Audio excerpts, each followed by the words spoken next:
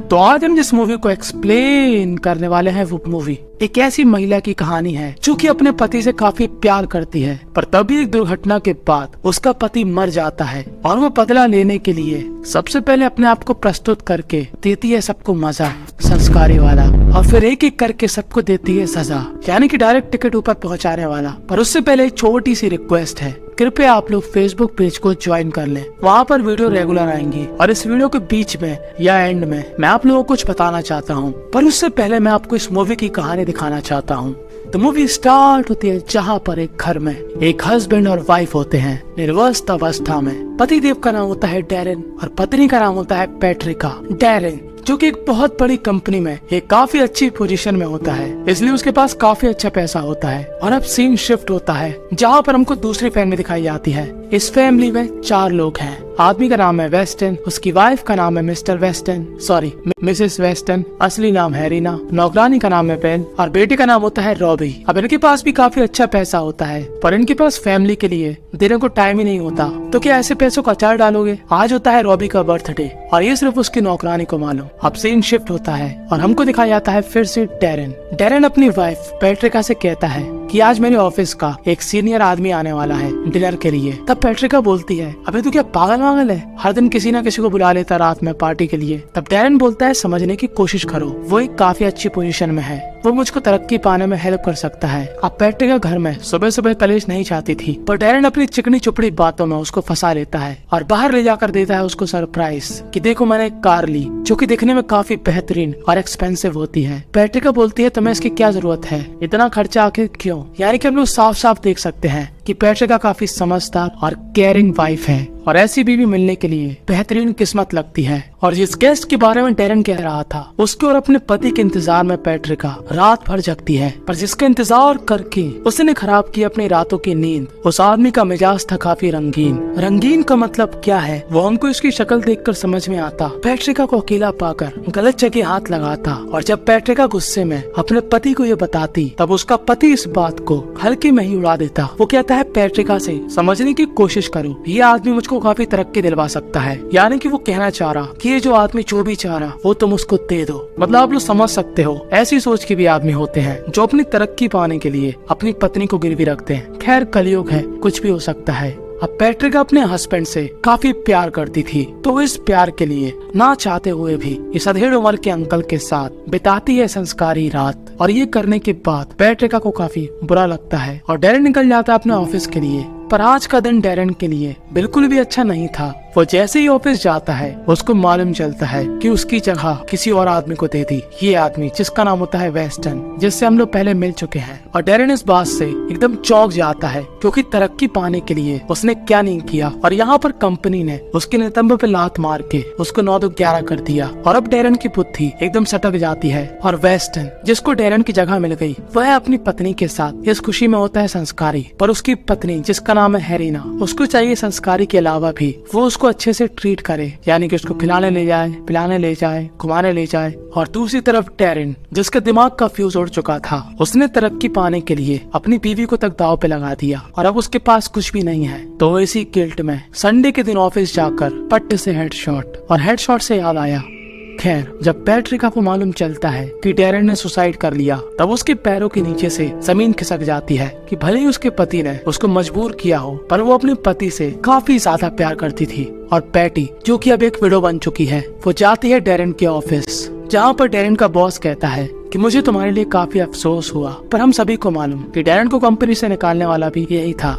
और तभी पैटी देखती है उसी आदमी को जिसने उसके साथ गलत किया था। और अब पैटी जाती है डैरेन के केबिन में और जहाँ पर वो देखती है वेस्टन की फैमिली फोटो और उसके दिमाग की चलती है बत्ती कि जिस आदमी की वजह से मेरे पति ने दिया खुद को हेडशॉट, उस आदमी और उसकी फैमिली को रुलाऊंगी मैं बहुत। और वो ऑफिस से वेस्टन की पूरी जानकारी ले लेती है कि वो कहाँ रहता और उसकी फैमिली में कौन कौन है, सब कुछ। पर वो जैसे ही बाहर निकलती है उसको उसी आदमी का चेहरा याद आता है जिसके साथ उसको ना चाहते हुए भी संस्कारी होना पड़ा। तो वो सबसे पहले आती है उसके घर और जैसे ही अधेड़ उम्र का आदमी दरवाजा खोलता है, पैटी खुलेआम उसको ऊपर पहुंचा देती है। मतलब इनके यहाँ भी खुलेआम गुनहगार को निपटा दिया जाता और मैं सोच रहा था ये सिर्फ यूपी में होता। खैर, अपना पहला मिशन कंप्लीट करने के बाद वो जाती है अपने दूसरे मिशन के लिए और पैटी जाती है सबसे पहले वेस्टन के लड़के रॉबी के स्कूल। जी हाँ, ये 25 से 30 साल का लड़का अभी हाई स्कूल में है। क्या मार चौध रहा है सच्ची में? और पैटी यहाँ पर एक डॉक्यूमेंट चुरा लेती है और उसी तरीके के फॉर्मेट में वेस्टन को एक लेटर भेजती है स्कूल की तरफ से, जिससे वेस्टन को ये लगे कि ये उसके स्कूल की तरफ से आया। लेटर में लिखा होता है, एग्जाम काफी नजदीक है और आपके बेटे को एक ट्यूशन टीचर की जरूरत है, इसलिए हमने आपके बेटे के लिए एक ट्यूशन टीचर ढूंढी है जिससे आप कांटेक्ट कर सकते हो। और वेस्टन की बीबी हेरीना पैटी से बात करती है और पैटी यहाँ पर अपना नाम बताती है अमेंडा।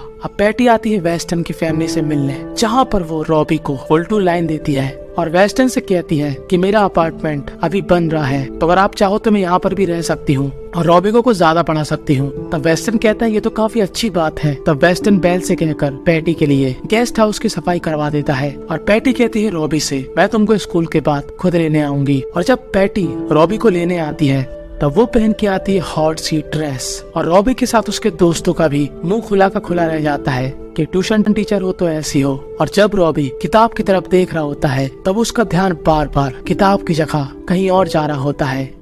समझ रहे हो आप? जो कि हम लोग उसके आंखों के एंगल से देख सकते हैं कि उसकी नजर कहाँ पर है। और पैटी को ये सब कुछ मालूम था और ऐसा नहीं कि पैटी सिर्फ रॉबी पर ध्यान देती, वो उसकी फैमिली के अंदर भी घुसने का ट्राई करती। वो हेरीना की काफी तारीफ करती और आज हेरीना को एक पार्टी में जाना था तो पैटी उसको बहुत ही बेहतरीन तरीके से तैयार करती। और वेस्टन हेरीना को ऐसे देखकर एकदम से चौंक जाता है कि हेरीना इतनी अच्छी लग सकती। और अब रात होने के बाद रॉबी, जिसको अपने ट्यूशन टीचर पैटी को देखकर होश उड़ गए, वो उसके घर के बाहर जासूसी करता है कि तभी पैटी कम वस्त्रों में बाहर निकलती है और पैटी धीरे से देख लेती है कि खिड़की में जासूस रॉबी खड़ा है और वो अंदर जाने की जगह वहीं पर अपने कोमल कोमल हाथों का इस्तेमाल करने लगती है। और रॉबी ये सब देखकर एकदम फॉर्म में आ जाता है कि तभी वहाँ पर आ जाती है बेल और कहती है कि तुम ऐसे किसी को नहीं देख सकते, सबकी पर्सनल लाइफ है, मैं तुम्हारे पापा से कह दूंगी अगर तुम अगली बार यहाँ पर दिखे। और बेल के घर जाने के बाद पैटी जाती है रॉबी के पास और कहती है कि मुझको मालूम है तुमने मुझे देखा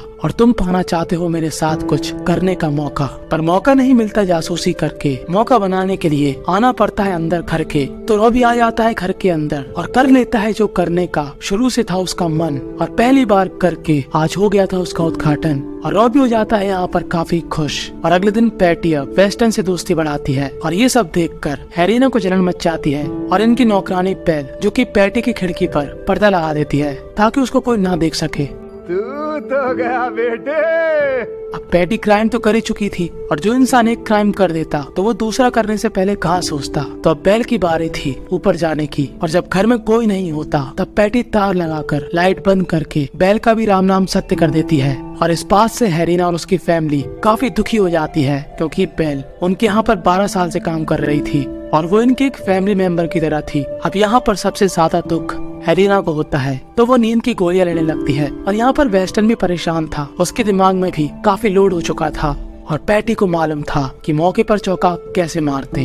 और वो इस मौके पर वेस्टन को देती है भाव और कहती है मेरे पास आओ और अपनी परेशानी भूल जाओ। अब वेस्टन पहले तो दिखाता है सख्ती, पर पैटी की अदाओं पर वो भी मर गया। और अब वेस्टन के मन से एक ही बात निकली, लेकिन यार यहाँ में पिघल गया। तो वो पैटी के साथ हो जाता है संस्कारी। और ऐसा करते हुए उसको रॉबी देख लेता है और उसको काफी गुस्सा आती है। और जब वेस्टन थक जाता है और बाहर आराम करता है तब रॉबी उससे कह देता है कि मैंने देख ली तुम्हारी करतूत, अब मैं माँ को नहीं बताऊंगा पर तुम मेरी लाइफ पर कंट्रोल नहीं करोगे। और दूसरी तरफ हेरीना, जिसको पैटी लगातार पीने की चीजों में नींद की गोलियां मिलाकर दे रही जिससे वो सोती ही रहे।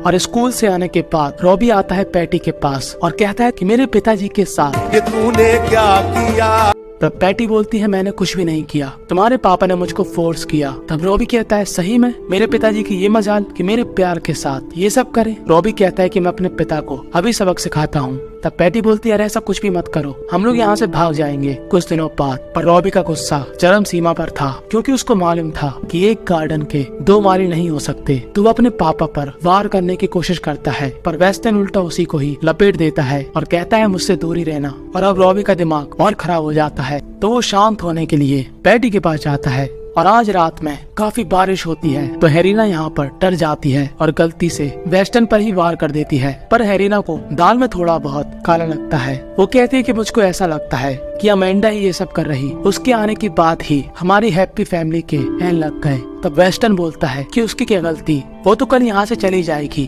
क्योंकि रॉबी के एग्जाम खत्म हो चुके हैं। और पैटी अगले दिन चली जाती है और वेस्टन निकल जाता है ऑफिस और हेरीना होती है घर पे अकेले। और अब रॉबी भी दूसरी सिटी चला जाता है क्योंकि उसने हाई स्कूल पास कर लिया था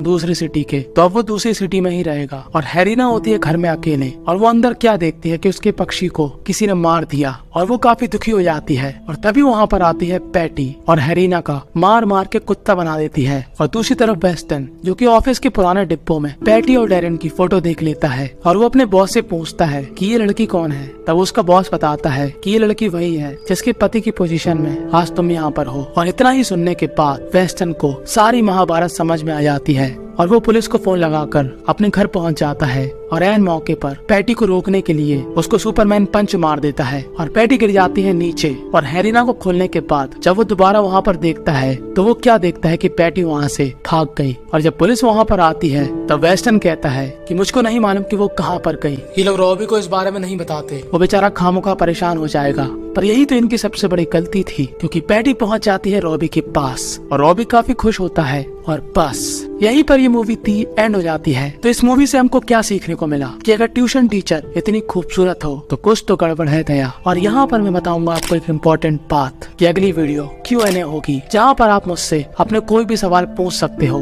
तो वो वीडियो इस वीडियो के 2 दिन बाद अपलोड होगी। तो आपके मन में जो भी सवाल है सब पूछ लेना। और आपको इस मूवी का सबसे बेहतरीन मोमेंट कौन सा लगा कमेंट में जरूर बताना ताकि मैं आपको रिप्लाई कर सकूं। फेसबुक पेज को फॉलो करना मत भूलना, ज्वाइन कर लेना टेलीग्राम। और इस मूवी की और जानकारी के लिए ब्लॉग की पोस्ट दे रखी है डिस्क्रिप्शन में।